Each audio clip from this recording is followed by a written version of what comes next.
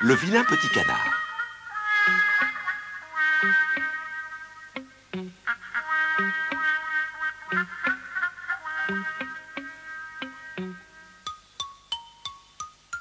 C'était bientôt l'été. Le soleil chauffait le dos de la canne brune près de la mare. Mais elle ne bougeait pas. Mère Canne couvait ses œufs, attendant patiemment qu'ils éclosent. Toc, toc. Un joli petit caneton cassa son œuf pour sortir. Vers midi, 5 canetons couverts de duvet piaulaient autour des pattes de Mère Canne. Mais le 6e œuf, plus gros que les autres, n'était pas encore éclos. « Il est très gros », se dit la Mère Canne. « Ce sera plus long que pour les autres. Je suppose qu'il lui faut plus de temps. » Alors, avec un craquement sonore, la coquille se brisa en deux. Un paquet de plumes ébouriffées, presque aussi gros que Mère Canne elle-même, avec un bec et des pattes, émergea de la coquille. « Tu ne peux pas être un de mes enfants !» cacta la canne en découvrant avec étonnement l'affreux petit canard. Ses frères et sœurs s'étonnaient aussi. « Tu n'es pas des nôtres !» disait-il en se moquant de sa taille et de ses grosses pattes. Le père canard sortit de la mare pour voir sa nouvelle couvée. « Que va-t-il dire en te voyant ?» fit la canne en essayant de cacher derrière elle son vilain petit canard. Le canard s'émerveilla devant ses canetons. « Superbe !» dit-il en agitant fièrement son bout de queue. « Quelle belle famille !»« Mais cette horreur ne peut pas être de moi !» Le vilain petit canard avança en trébuchant et agita gentiment ses courtes ailes. Mais le père canard lui tourna le dos. Il se dirigea vers la mare, secouant la tête de dégoût. La canne étendit son aile protectrice sur son affreux caneton. Mais elle ne pouvait s'empêcher de regretter qu'il ne fût pas plus beau. « Tu seras peut-être plus intelligent, » lui dit-elle, « avec la grosse tête que tu as. » Les poules de la basse-cour vinrent aussi admirer les nouveaux canetons. « Oh, comme ils sont mignons !» cactèrent-elles. « Mais qu'est-ce que c'est que celui-là ?»« Ma chère, vous avez couvé un dindon. Débarrassez-vous-en vite !»« C'est un dindon, maman !» couinèrent les autres canetons en dansant autour de leur vilain gros frère. « C'est un dindonneau !»« Sûrement pas !» cacta la mère très mécontente. « Allons prendre un bain dans la mare pour vous le prouver. Les dindons ne savent pas nager. » Le vilain caneton n'était pas un dindon. Il nageait aussi bien que ses frères et sœurs, plus vite même, grâce à ses grosses pattes.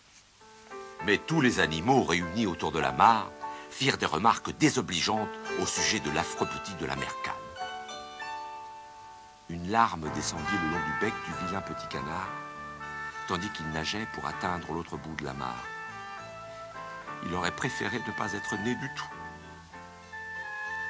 Un jour, les enfants de la ferme vinrent donner à manger aux canards. Pendant qu'ils leur jetaient des restes de pain, de grands oiseaux blancs, au long cou, passèrent dans le ciel. Les enfants crièrent « Des cygnes! Qu'ils sont beaux !»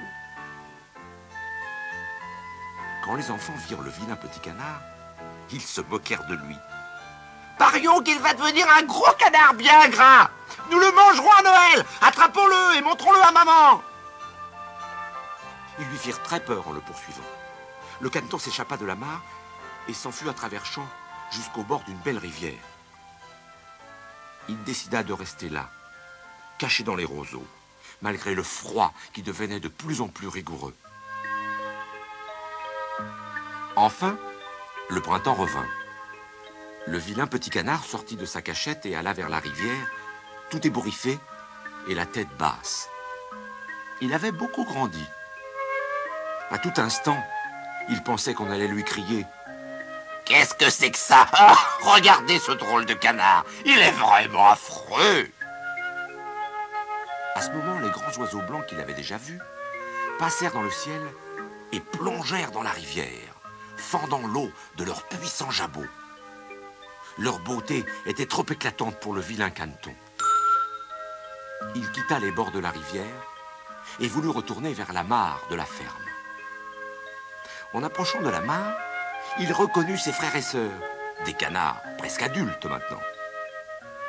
Ils l'observèrent avec étonnement quand il passa la barrière. « Maman, maman !» cactèrent-ils.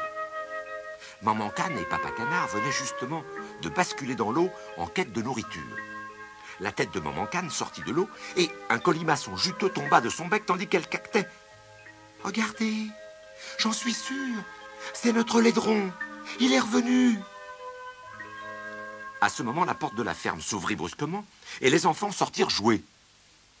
Ils aperçurent le vilain canard et tous s'écrièrent en le montrant du doigt. « Oh, regardez, le magnifique cygne !» Le caneton regarda alors son image se refléter dans l'eau calme. Il vit un long cou blanc avec une fine tête blanche. « Un cygne !» cacta-t-il. « Je suis un cygne !» À sa surprise et à sa joie, d'un seul mouvement de ses blanches ailes, il s'éleva dans le ciel et prit son essor.